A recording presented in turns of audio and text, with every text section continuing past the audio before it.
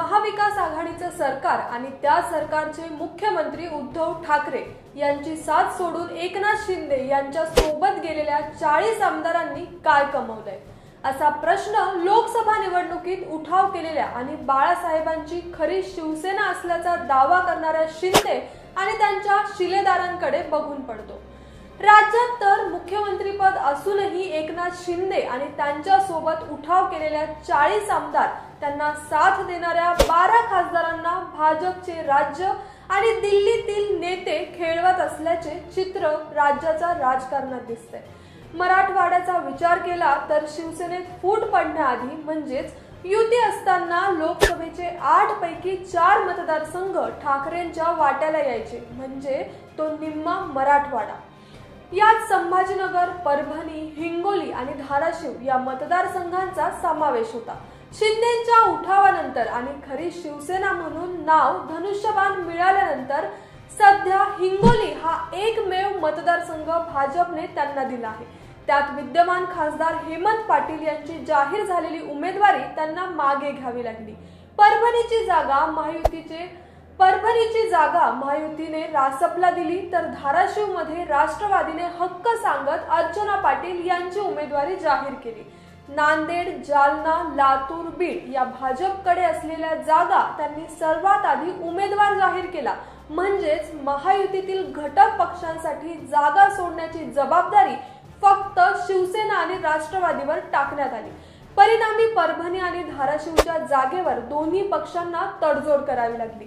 परभणीची जागा राष्ट्रवादीच्या कोट्यातून रासपच्या जानकरांना द्यायला लावून भाजपने आपले संख्याबळ कसे वाढेल याची तजवीज करून ठेवली होती। तर तिकडे धाराशिव मध्ये भाजपचे आमदार राणा जगजितसिंह पाटील यांच्या पत्नी अर्चना पाटील यांना राष्ट्रवादीत प्रवेश करायला लावत त्यांना मैदानात उतरवले। इथे शिवसेना शिंदे गटाचा हक्क असताना त्यांना ही जागा राष्ट्रवादीला सोडावी लागली। एकूणच महायुतीत सर्वाधिक नुकसान कोणाचे झाले असेल तर ते शिंदे गटाचे, असेच आतापर्यंतच्या मराठवाड्यातील लोकसभा जागा वाटपावरून स्पष्ट होते। भाजपने स्वतःच्या 4 आणि जानकरांच्या रूपाने परभणी अशा 5 लोकसभा मतदारसंघ आपल्या ताब्यात ठेवले। याशिवाय भाजपचा डोळा छत्रपती संभाजीनगरच्या जागेवरही आहे। शिवसेना शिंदे गट या जागेसाठी अडून बसल्यामुळे भाजपने एक पाऊल मागे घेत जागा सोडण्याची तयारी दर्शवली आहे। पण स्थानिक भाजपच्या नेत्यांना आक्रमक भूमिका घेत शिंदेंच्या उमेदवाराला विरोध दर्शवण्याची दुसरी खेळीही सुरू ठेवली आहे। संभाजीनगरची जागा शिंदे गट आपल्याकडे राखू शकला तर मराठवाड्यात थोडीफार इब्रत राखली जाईल, पण शेवटच्या क्षणाला भाजपने ही जागाही खेचून घेतली तर मात्र मराठवाड्यात आणि ज्या संभाजीनगर जिल्ह्याने शिंदेंना सर्वाधिक साथ दिली त्या हक्काच्या मतदारसंघातही शिंदे गटाची नाचक्की होईल। शिवसेना शिंदे गटाचे प्रवक्ते संजय शिरसाट यांनी नुकतीच मुंबईत शिवतीर्थला राज ठाकरे यांच्या निवासस्थानी जाऊन त्यांची भेट घेतली।